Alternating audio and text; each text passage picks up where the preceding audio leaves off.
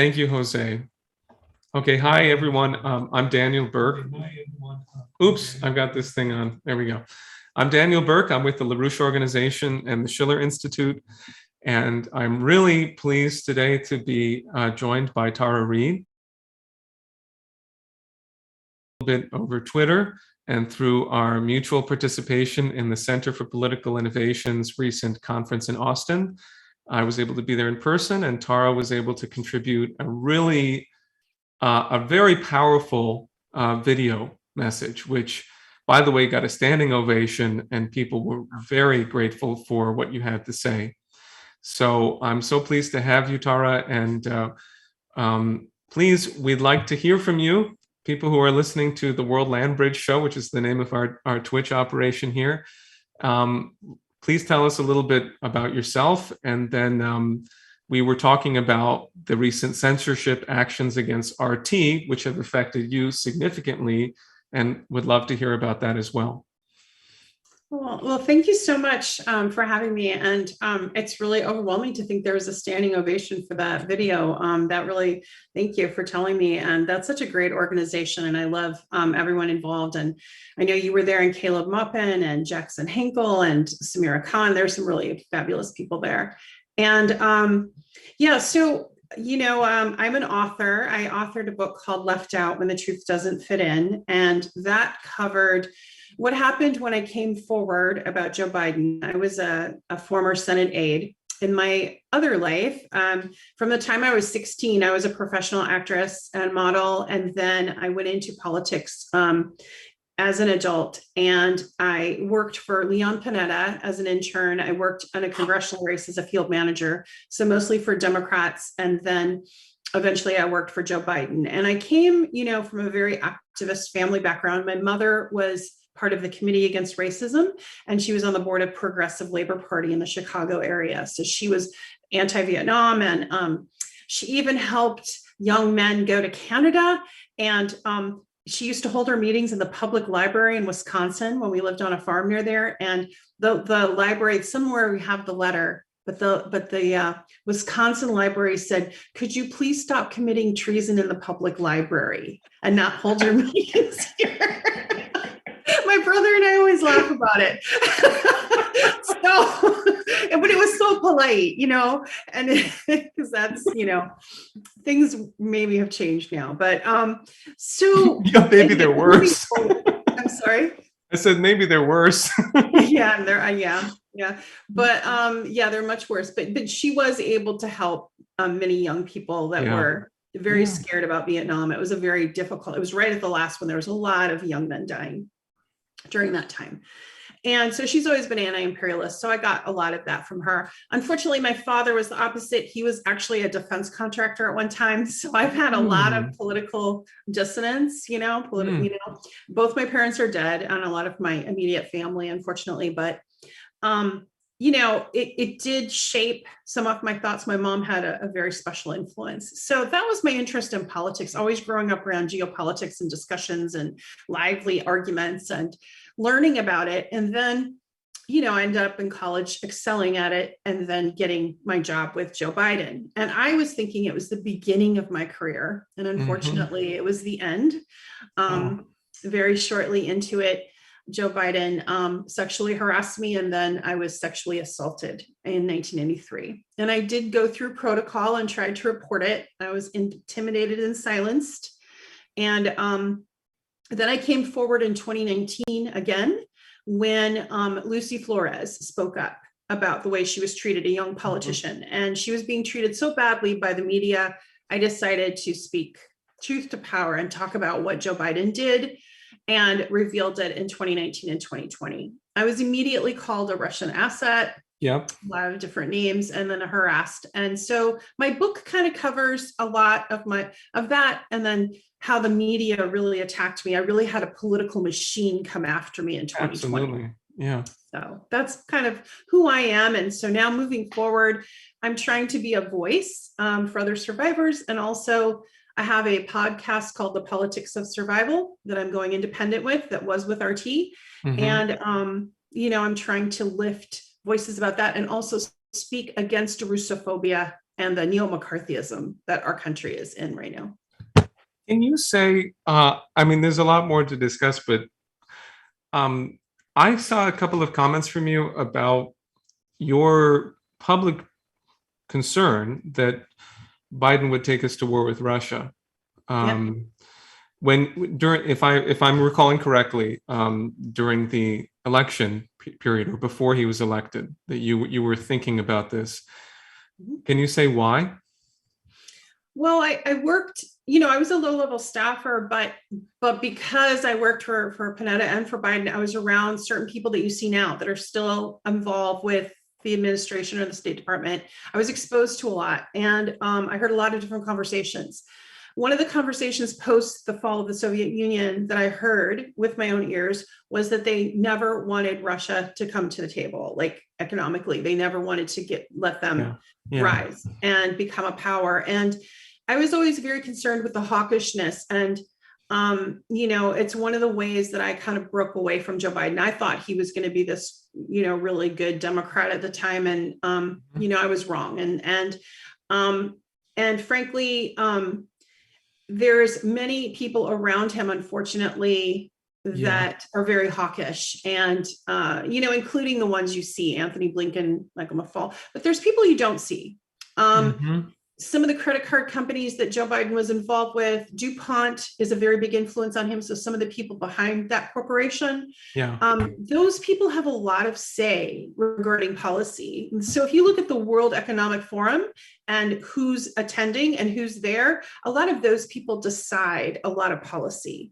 And unfortunately, so that was already on my mind. And I was concerned that Joe Biden would take us to World War III. And a lot of the same staffers that were in the Obama with Hillary Clinton kind of came through with Biden, and they have this, it's almost like a vendetta. It's bizarre. It's just been really, and the neo-McCarthyism has been off the charts. I mean, to the point of accusing Tulsi Gabbard of treason and Tucker Carlson. I know. Well, I shared, and I really appreciate you also sharing this situation with Elena Branson.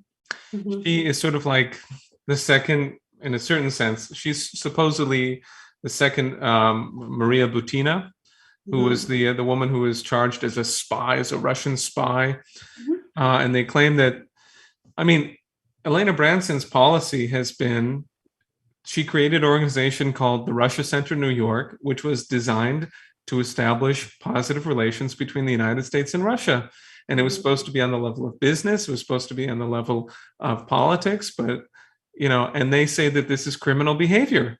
It's outrageous. It's just terrifying. It's scary. It's scary because, and I interviewed Maria Boutina for my podcast. And our focus was mainly on the prison conditions. And she was, very compassionate about the other prisoners that she said were mostly, Black and Hispanic in her prison in Virginia, and were treated so horribly. But she was in solitary confinement for months.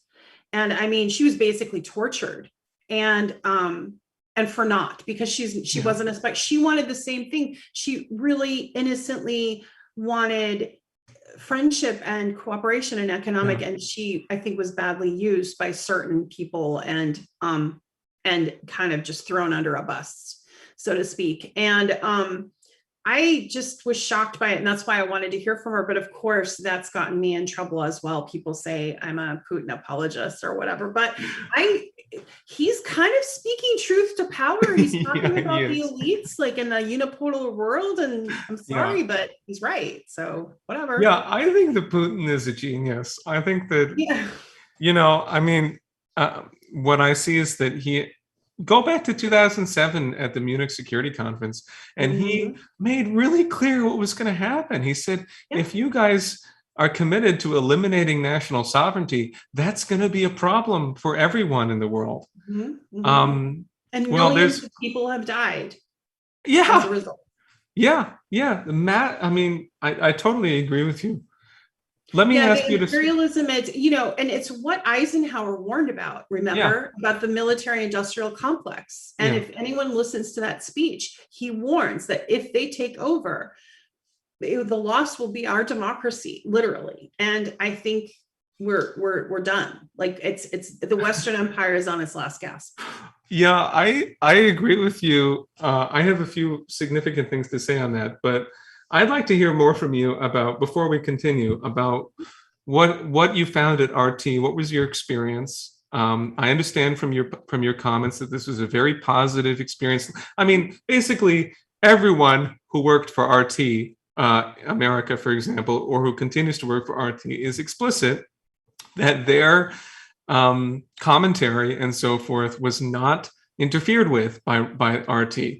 And so that's something that is consistent across the board. Please say more, including about the recent actions, the censorship. Well, let me bring you back to how I got to RT. So I was labeled a Russian asset, even though I was just researching a novel and had no ties and nothing. And I was, but I was coming forward about Joe Biden, and they couldn't find anything, I think, to really wrap a noose around me. So they were trying to somehow discredit me. So, I was being threatened with prison. I was being threatened with all kinds of things. I was just basically attacked, as you saw on social media, on media itself. My story was at once suppressed, but I was also discredited.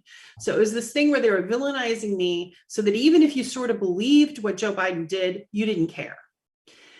I reached out. RT had done an interview with me, and they treated my story very carefully, and they weren't using me for clickbait. And I was really impressed with how they approached me with such dignity and respect and allowed me to have that platform. So I knocked on their door and said, I'm a writer. I want to work, and I haven't been able to find work. And they kind of picked me up off the ground and dusted me off. They let me do my op-eds. They were all my ideas. Because my editing skills, they have editors that help you with that. And believe me, it was humbling because there were some people where English is a second language, and they were finding my punctuation and spelling errors. So, but they were lovely always. I mean, I worked with people from all over the world, from England and Russia and all over. And it made me feel so connected again to work and to my life. And so it was more than just doing some freelance work. It really gave me a sense of, okay, I'm going to be okay. I'm going to get through this. I'm going to heal, because, I still had that machine just coming at me. Yes. Being stalked and being, getting, death threats. My horse almost got kidnapped. My pets were threatened. My daughter was threatened. Oh my. They really gave me this space that was just good and positive and forward thinking. And they were helping me move beyond my story, because I wasn't just all about, they didn't see me as just the person that accused Joe Biden. They saw me as someone who has a law degree, who's educated, who's a writer, who's been published, and who can contribute to the world with geopolitics and thought. And so, they never, and then the podcast came, they produced the podcast, and I was able to say, when I wanted Maria Boutina, that was my idea. I was so excited when she said yes, that was so, because that was just a small podcast, and it was very moving to hear from her. And so everything was positive. And then the rug pulled out, and Lee Camp and I lost our podcast on the same day. He had worked for RT America for 8 years. I had been with RT International for a year and a half. But Spotify pulled down our podcasts, Google pulled down, and we were upended. And so we were without work. And then today, it's reported in The Guardian that RT's license was pulled by the UK. So the channel was pulled.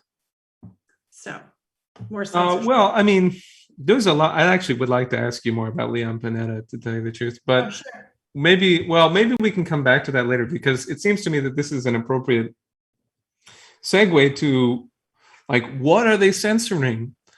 And you and I both had a difficult time finding Putin's speech of about 2 days ago. Yeah. Well, they eventually did put it up on the Kremlin website, but the Kremlin website is under tremendous cyber attack, so you can barely even get on it some times of the day.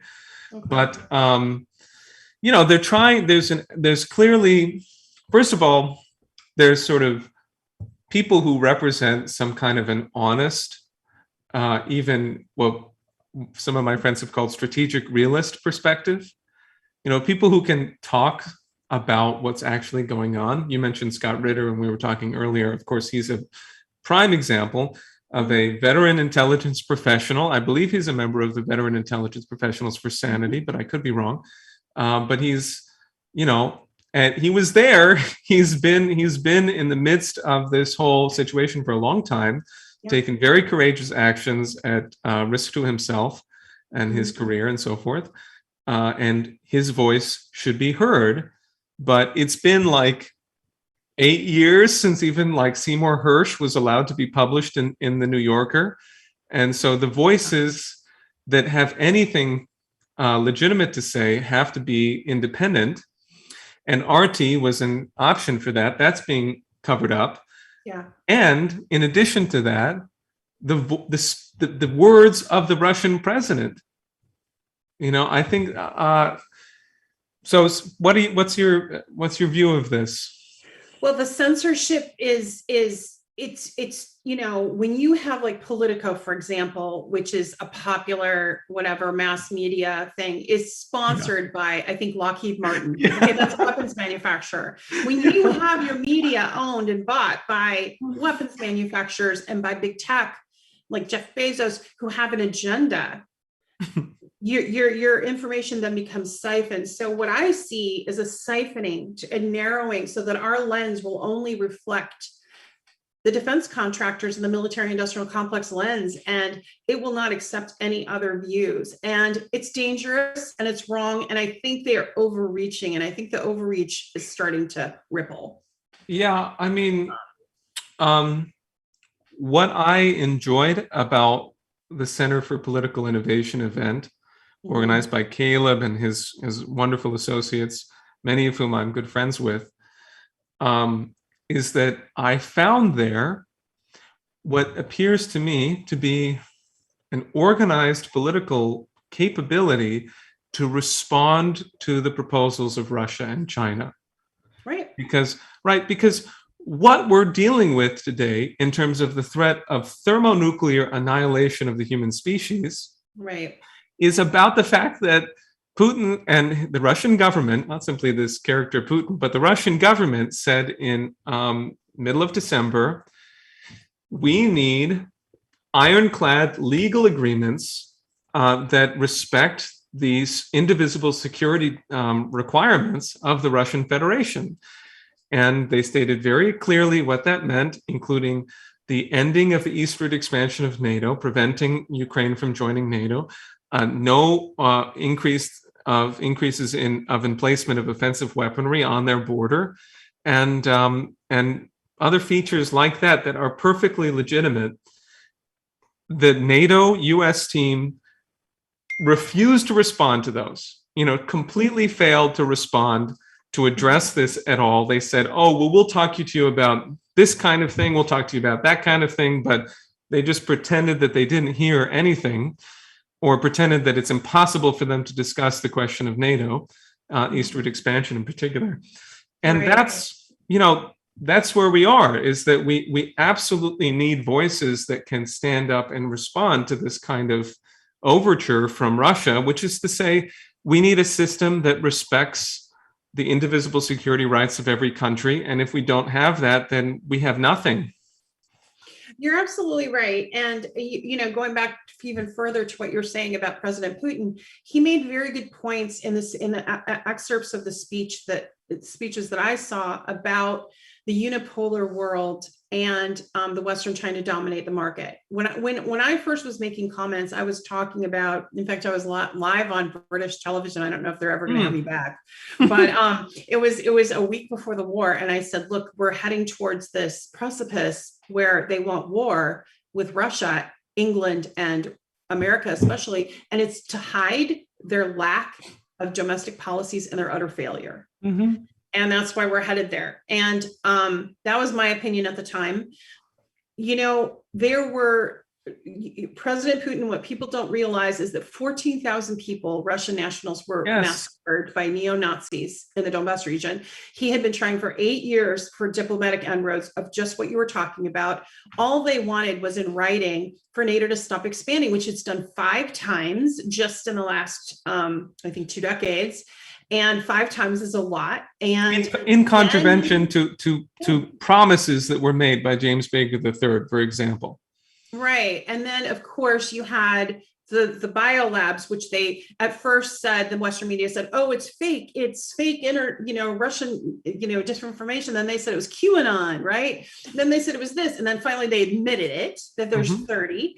And then they said, well, it wasn't dangerous, it was just benign. But then, well, we don't want it to fall into Russian hands. And it was all this double speak. Meanwhile, today, the Ministry of Defense just made a presentation, I haven't seen it yet, to the UN Council, of more proof of how dangerous these biolabs were, carrying pathogens such as the plague and other things. And they have additional proof to what they already had. And the US is engaging in this gaslighting, lying, deceptive behavior that's digging them into a diplomatic trench. Or how is any country going to ever trust us, America, if this is our, procedure? And not to mention all the deaths in some of the proxy wars. So I think, I think American citizens are done. I'm hoping are finished with these proxy wars, these endless proxy wars in another country. And that's what essentially we're trying to do. And, you had Nancy Pelosi the other day, after 2 of her vodkas and Xanax talking, waxing poetic with Bono's whatever poem, saying how she wanted a no-fly zone in MiGs. She doesn't even, and people don't know what that means. Yes, like the average American citizens, like no fly zones, no idea that means shooting down Russian planes, and that's engaging in World War III. That's like taking us to World War III. And it's just an insane time. But like, to your point, Russia has been pushing up against the Western propaganda machine that is pretty well, oiled. Yeah. And I think now there's a pushback. They're doing their own thing, and they've shifted. And I wrote an article, it's so funny, last year for RT about Russia shifting its alliance to China. Yes. And breaking up with the US, essentially. Like I wrote it kind of a mock relationship saying, America's being unreasonable, I'm going over with China. And so, Russia is aligning with China economically. Yes. And with India. And then you'll see South Africa go that way, and other countries. Yes. And it'll be a multipolar world. And where are we going to be? We're going to be the isolationists. America's going to be the isolated one. Well, here's where I want to introduce something that's sort of specific to the Larouche organization and the Schiller Institute, to our international movement, because Mr. Larouche saw this coming, in the sense, and I can point to a couple of important forecasts, but it was in 1996 that he wrote a major article saying that NATO has to be eliminated, and what has to be replaced with is Eurasian integration. There you have it. In other words, that he was very specific. The idea is not that you have Eurasian development as like a new geopolitical bloc. Of course, that's not what Russia and China want. And if you look at the readout from the Chinese side of today's Biden-Xi phone call, it's very explicit that it concludes with the idea that we need we need to build step by step a new sustainable security architecture. Now, what they're good, right. What they're calling on the U.S. to do, they're looking for sane people in the United States to recognize that there is this massive boomerang effect of the sanctions.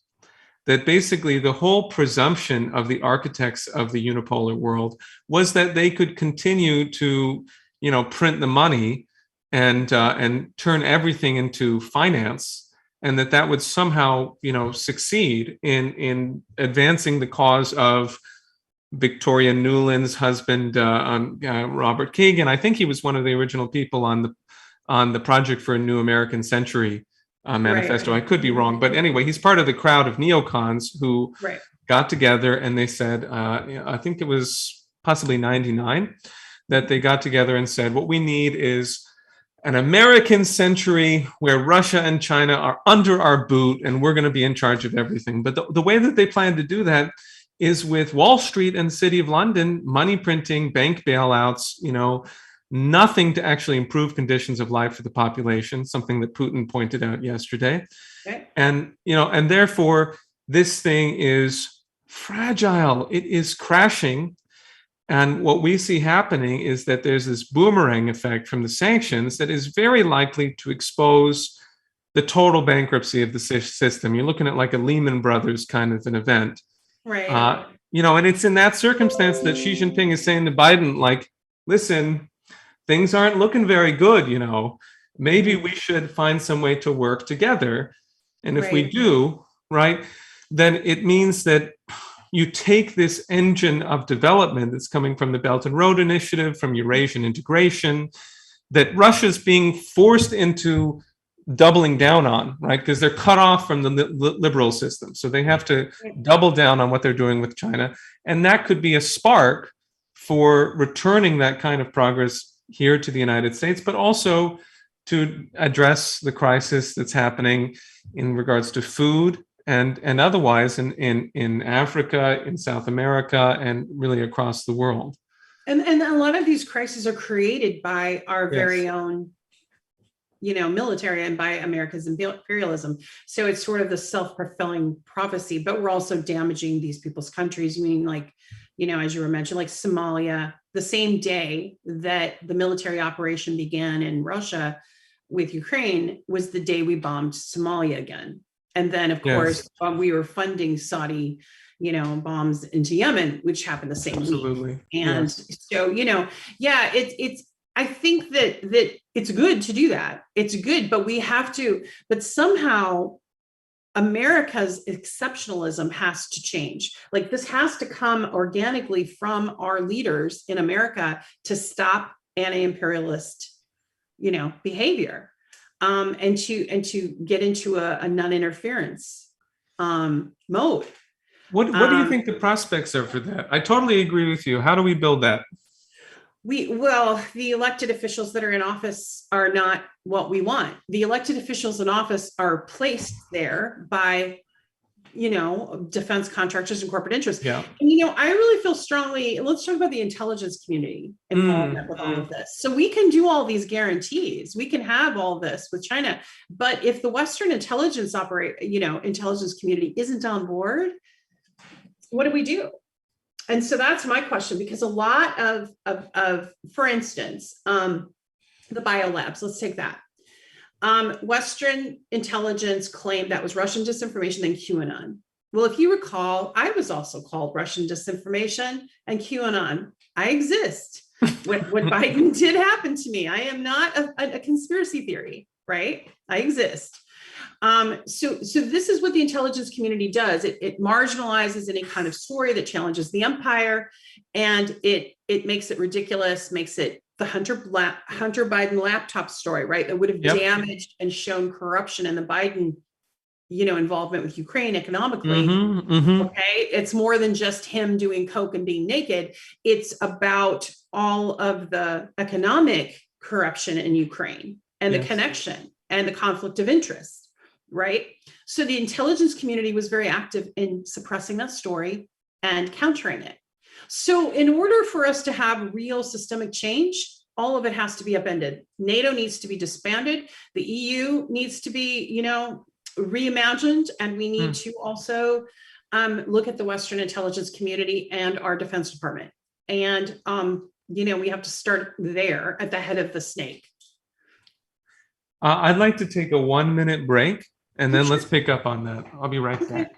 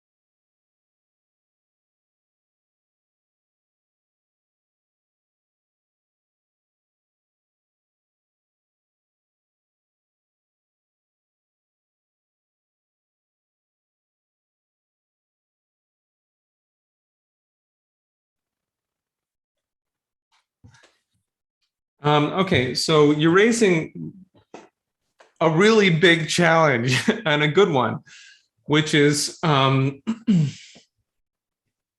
if you look at the situation, we've had essentially what happened to Donald Trump was that the FBI and associated intelligence services and so forth, and political figures who are completely part of that network, they got rid of him, right? And this is the so-called Russiagate, and they exercised a control that was clearly partly to show like we run the U.S. government, we run the U.S. presidency, what we say goes. If we want Russia to be an enemy, then we're going to make it an enemy, and you can't do anything about it. And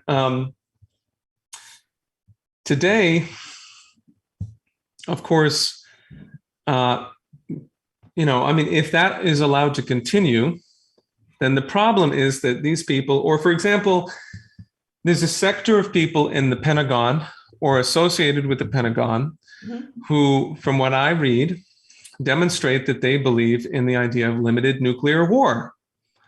So they presume that we could launch a couple of tactical nukes and kill a few, kill a whole bunch of Russians, and then somehow, like, we would be able to survive a return volley or something like this. Or the Russians would only strike with these particular tactical nukes and so forth. It's just completely insane, because as soon as nuclear weapons, as soon as you use nuclear weapons, it's very likely that it will lead to thermonuclear extinction. There's like the idea that somehow you're going to be safe from that outcome is outrageous. I know. So, all right, here's my hypothesis. It's my view that because of the fact that so much of this is organized around Wall Street and the City of London, the neoliberal economic system, it is necessary to target that as a flanking operation. So, for example, what we've been doing, past 10 years as a political activist, I've been campaigning for Glass-Steagall. And my sense is that, the People's Party calls for Glass-Steagall. Donald Trump called for Glass-Steagall in October of 2016 before the election. It's a left-right thing where all types of people support it. That's my kind of view, is that we take on these crucial policies that would cancel, that would wrench back control over our system from a Wall Street, City of London dominated process.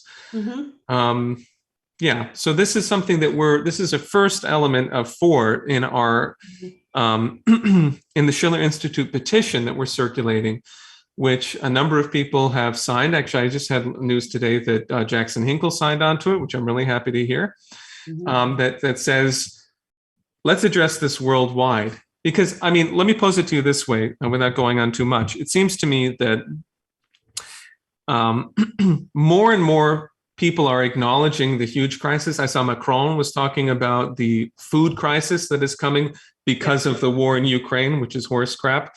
But what will they do when they're faced with the real effects of their policies? What do you think is coming here in terms of a political change in the United States, or how leaders will shift? Well, I think that's a good question. This fall, as you know, is the midterms for many seats in Congress. And I think, many people have said it's going to be a bloodbath, the Democrats are out. I almost feel like there was almost like a self-destruction. Like they must know that they're not going to win anything. Like I really don't see the Democrats holding on to power. So again, we'll be in that legislative block of a Democratic, some Democrats in power, but not enough to make a legislative agenda, after having the opportunity where there could have been some legislation passed to help working people, and they did nothing. They did nothing. If anything, they harmed working people.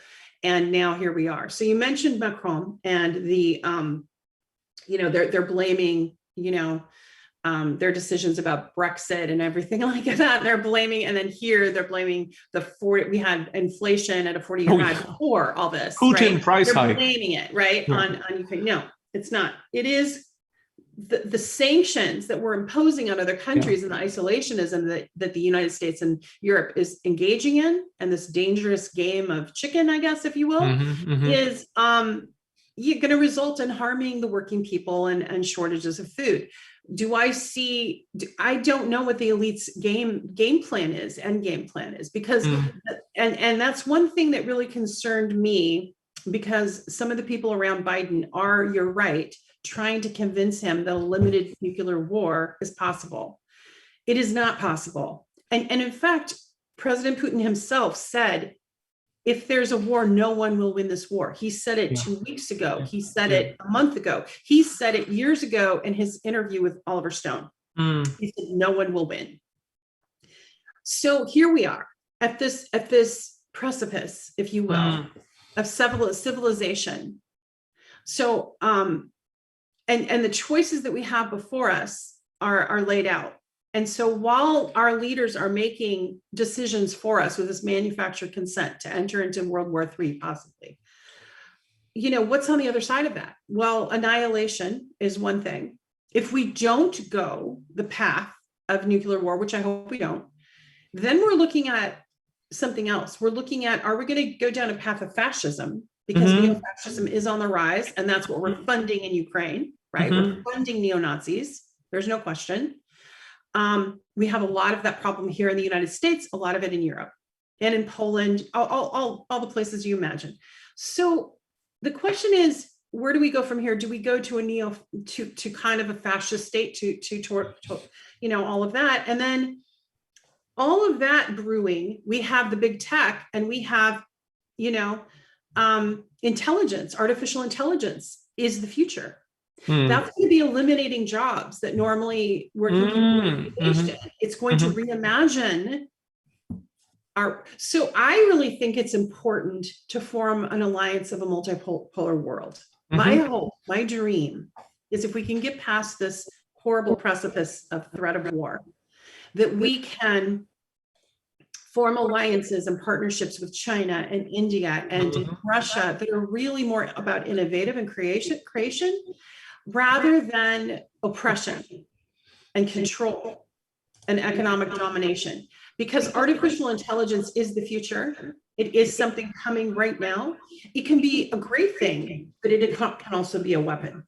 So in the wrong hands. So we're at a very important point in history. That's what I see. And all I know is if we do engage in war, if our grandchildren could talk to us, they would tell us it will be the ruin of generations if we survive it.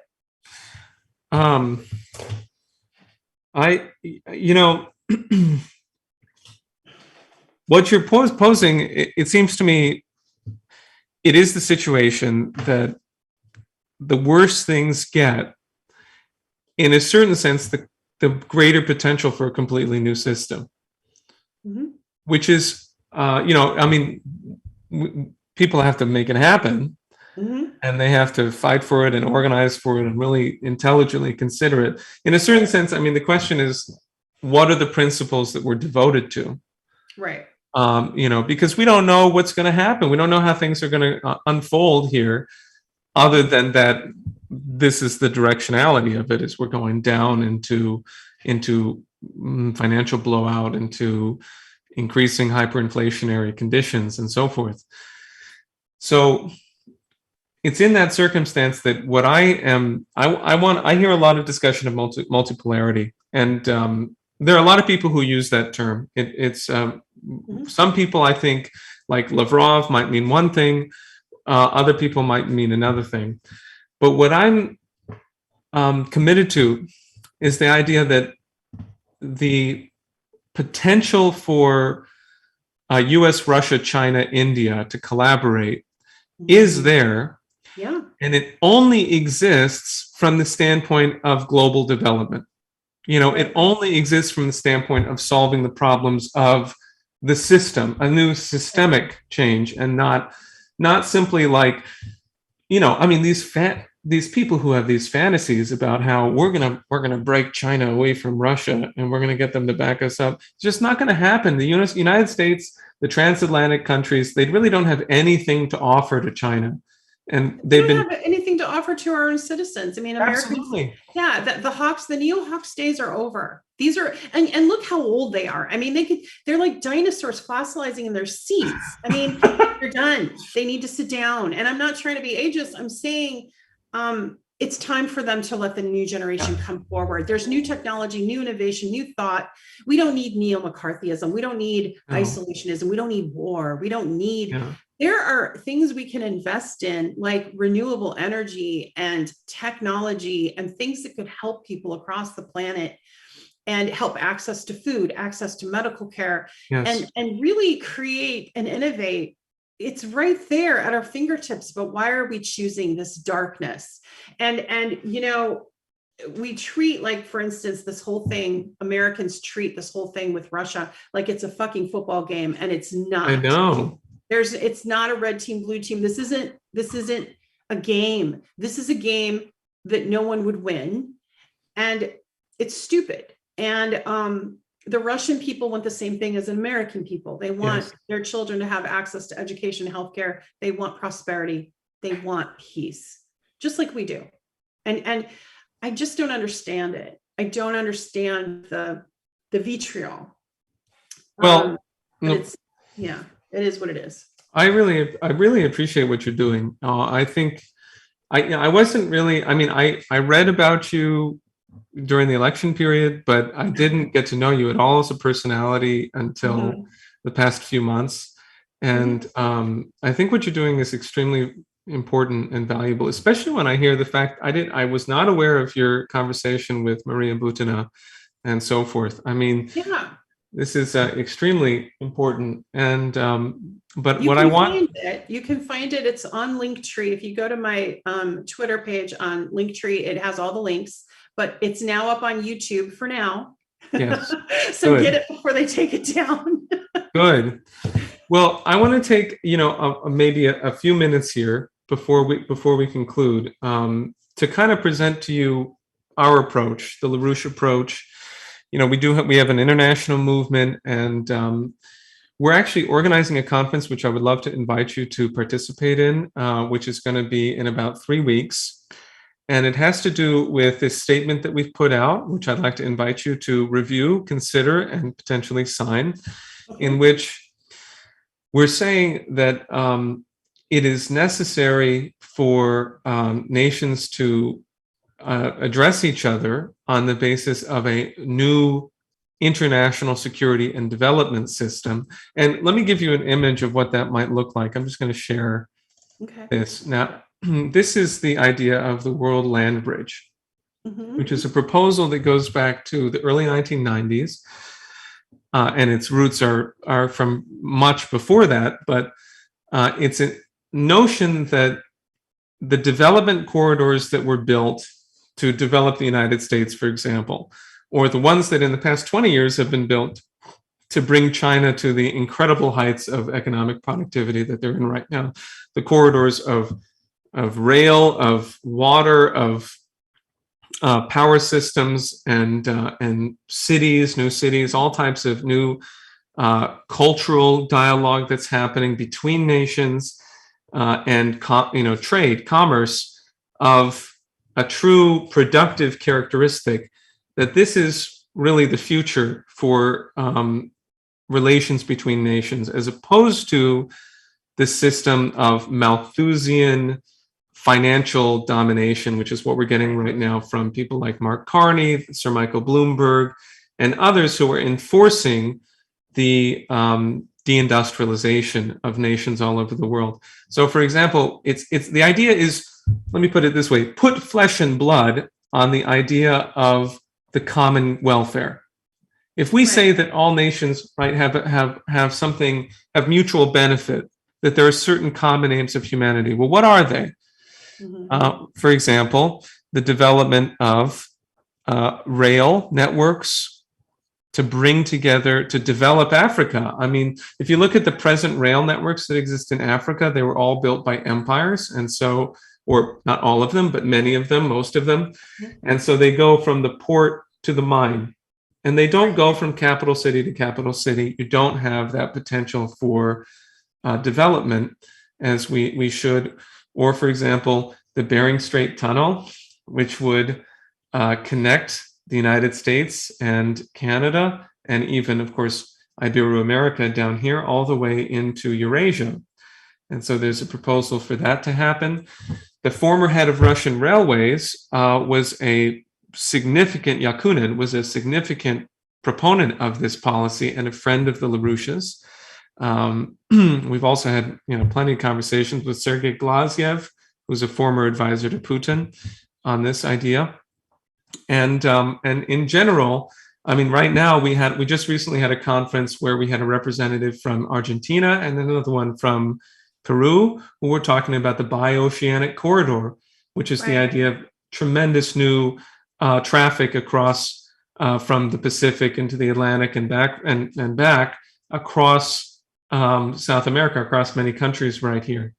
So, what we're trying to communicate is the idea that there is a future that exists in which the US, Russia, China, India could solve the problems that are presently being, as you said, manufactured by this, the system of cartels, the control over agriculture, the control over finance, and the control over the military-industrial complex, as you stressed. But we need a big vision.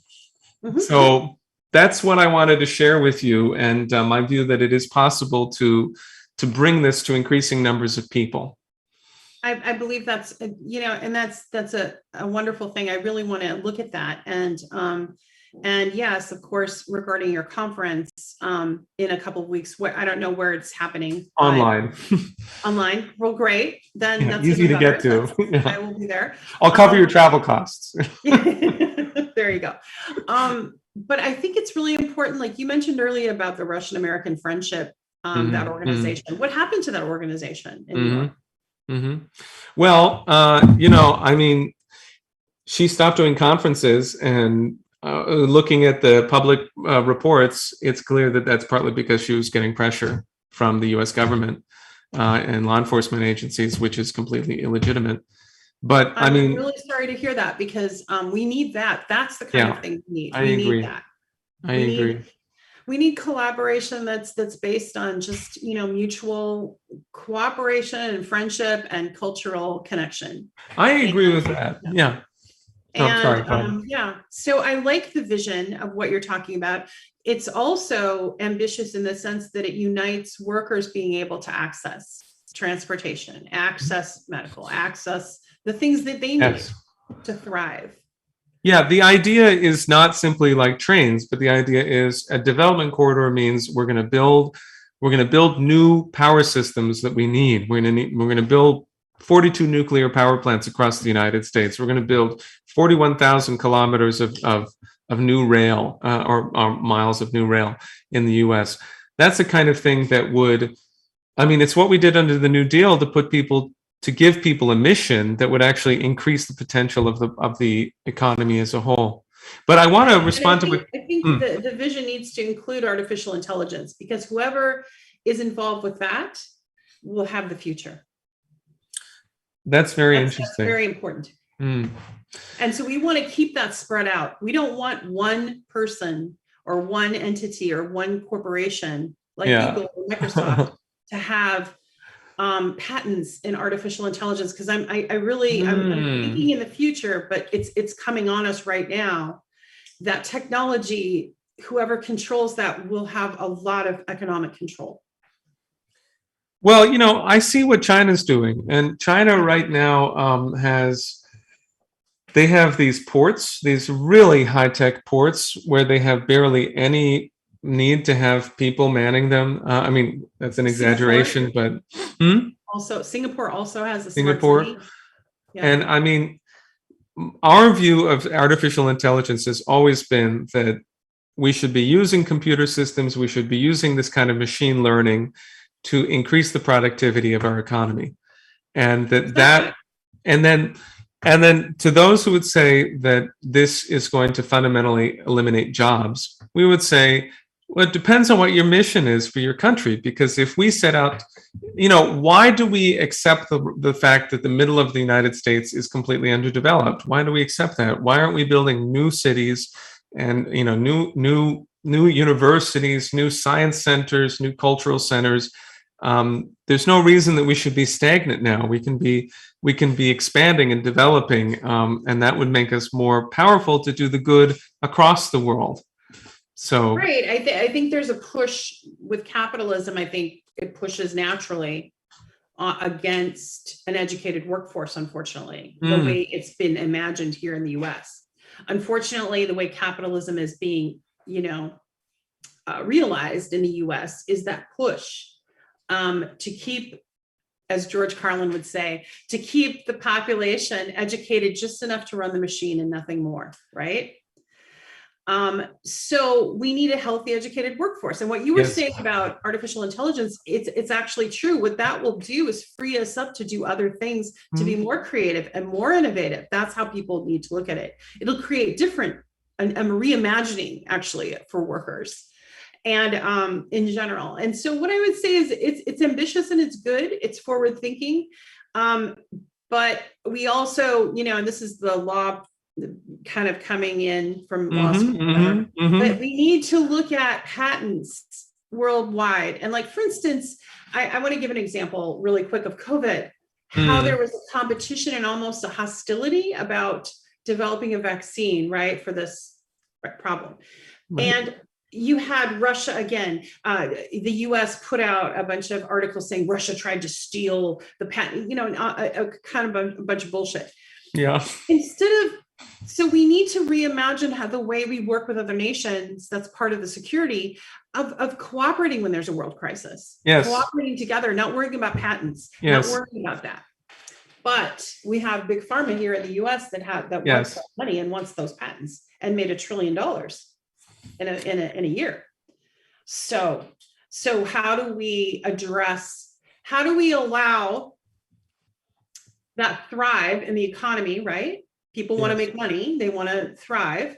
They want that entrepreneurship, so to speak. Yes. But how do we work out greed in the marketplace? Like Adam Smith never really gave that example. Like he talks about his formula of cost benefit analysis, but he never talks about how it doesn't work out in the marketplace with greed. Where does greed fit in? Well, see, this is why we need Henry Carey, who I'm happy to say Jackson Hinkle mentioned at the end of his comments. Lincoln's economic advisor was really grappling with the very question that you're raising. How do you increase commerce in the United States? Meaning like small business, new businesses, new innovations, new actions of investments of all types of private individuals to do good for the country and for the economy as a whole. And there are a couple of things I want to say very briefly. One is that if we're going to do that, we're going to need to put the bubble through reorganization, through a bankruptcy process, because basically what I see is that the leading cartel of cartels is finance. And what I understand is that if we don't cut that up, then we're in trouble. And if we're going to cut that up, it's not on the basis of making them something big, small. It's on the basis of saying some of your activities are good for the nation and some of your activities are completely speculative and worthless. And you're just making up crap out of thin air. And that's what really drives me on Glass-Steagall, is that if you reinstate this, it means that we make it impossible for the US government to bail out speculative debts, and we only bail out physical debts that deal with the real economy. Secondly is, I think we need to get a huge amount of credit into the economy from a national banking institution, which is the same kind of thing that Lincoln did with the greenbacks, or that Franklin Roosevelt did with the Reconstruction Finance Corporation, where you say, the US government is going to take responsibility, like the Chinese government does today, for extending credit for the things that we really need, like the high-speed trains and so forth. China has, within a few years, they're going to have enough high-speed trains to go all the way around the world if you stretch them out. And the US, we have 0 miles of high-speed rail, right? So it's just, Like this has gotta change very quickly. I'd like to make, yeah. Yes. No, go I mean, ahead. it hopefully will. And, we're, as you mentioned, with the deregulation, coming up with Bitcoin, like for instance, with currency that's going to be more online. We just have to make sure one thing, there's a cautionary tale here. We don't want to get into social credits. And that's the danger with things, going to this kind of global, we have to be careful, because what I mean by social credits is, I mean, controlling, in other words, it would be used to control workers and keep them impoverished, right? You would be held back from certain things. Well, in a way, it's like sanctions. What we're doing with sanctions like Russia, and who's it harming? It's harming the working people trying to just go about their daily business. And one last thing, and I have to go, actually, I'm going to another summit. I was going to say, I really think to everyone listening needs to think about the vitriol towards Russia and how destructive that is. I deleted my Instagram and my Facebook accounts because they allowed hate speech. In other words, it was to kill Russian soldiers, but whatever, it's hate speech when you're talking about killing someone based on the country they were born in. It is unconscionable. It is unacceptable. And as citizens, we all have to make stands. And this is a time to make a stand. So I would say to those of you listening, if you can, and I know people do make their living off of Instagram, and I understand that, but you can make a stand. And if you can, because I had a lot of followers and I deleted them because it's about human life. And I really, I just want to put that out there. We need, if for all of these wonderful innovations and partnerships to happen, we have to start right now, today, with what's happening in this world, which is this hatred towards Russia that is not our enemy. Yeah, we need to push back on the Western media and the celebrities that are promoting it and push them hard.